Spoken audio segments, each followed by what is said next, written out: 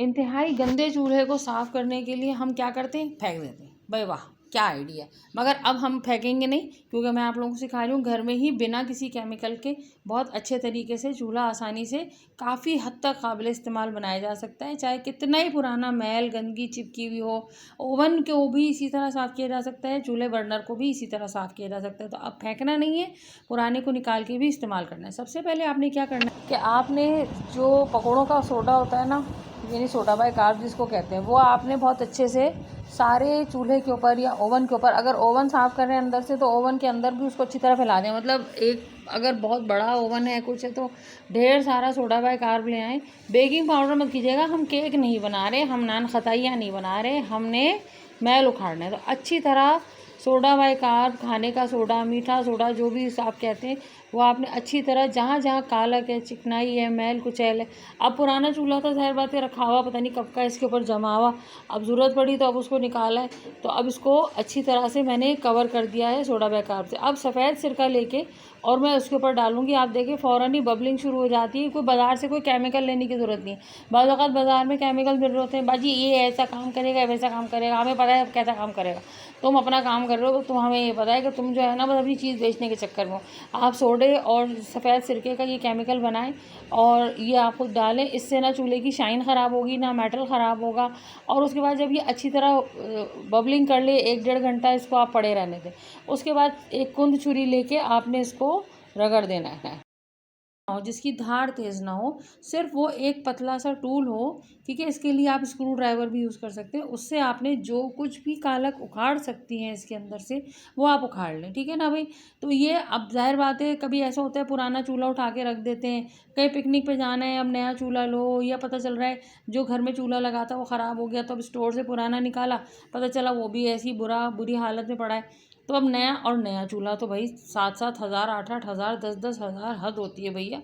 तो उससे बेहतर है कि आप पुराने चूल्हे को काबिल इस्तेमाल बना लें। तो आपने पहले, सबसे पहले तो ये चीज़ें उसको खुरच के साफ़ कर देना है, ठीक है। अब आपने क्या करना है, इसके ऊपर आप थोड़ा सा वॉशिंग पाउडर डाल लें, जो भी आपके कपड़े धोने का होता है। खुला पाउडर हो तो बहुत ही अच्छा है, क्योंकि उसमें ब्लीच ज़्यादा होता है, और ब्लीच जो है वो कालक और चिकनाई और मैल को काफ़ी हद तक काट देता है, ठीक। अब इसको मैंने खुरच के, जितना खुरच के साफ़ कर सकती थी मैंने किया। अच्छा, कुछ जगहों पे बहुत बारीक सी पतरियाँ सी बनी हुई थी चूल्हे के ऊपर, काफ़ी पुराना है, ठीक है, और रखा हुआ भी।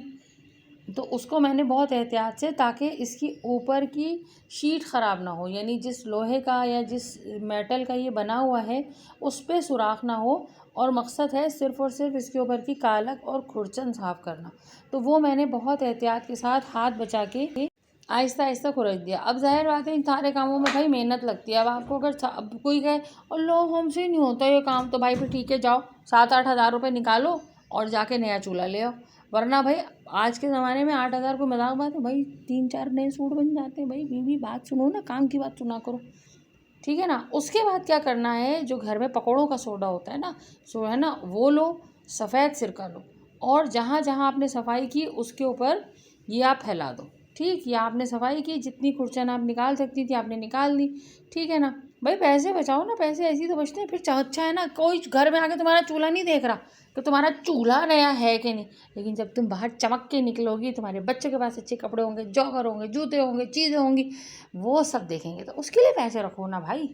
घर के अंदर पुराने चूल्हे को निकाल के साफ़ करो, थोड़ी जानमारी करो, हो जाएगा भाई, पैसे बचाओ।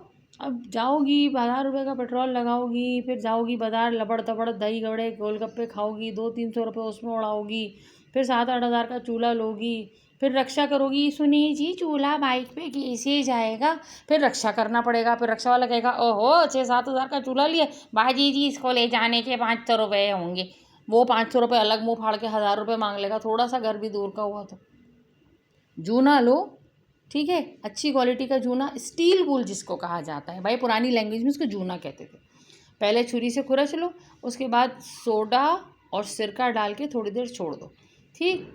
और उसके बाद स्टील वूल से आहिस्ता आहिस्ता चिंदी चिंदी करके, ठीक है ना, जैसे बच्चों छोटी छोटी उंगलियों से कितने मोबाइल तुम लोग सारा दिन टाइपिंग करती हो, ये चलाती हो, उन्हीं उंगलियों से चूल्हा खुरच लो, मांझ लो, तुम्हारे 7-8 हज़ार रुपये बच जाएंगे। उठा के साइड में डाल देना, कोई काम होगा फिर आइंदा कर लेना। तो इस तरह बिट बाय बिट करके सोडा और सिरके का जो कॉम्बिनेशन है ये मैल और चिकनाई बहुत अच्छे काट देता है। कोई बर्तन जितना भी मैला चिकना गलीज हो, आपने सोडा सिरका डाला, थोड़ी देर छोड़ा और उसके बाद वो देखें कितना अच्छा साफ़ हो जाता। थोड़ी देर छोड़ा, ये देखो जो रही सही चिकनाई थी, कालक थी, वो भी साफ़ हो गई। पर्स साफ़ होने से चिकनाई कालक साफ़ होना बेहतर है। पैसे बच गए ना, मेरे तो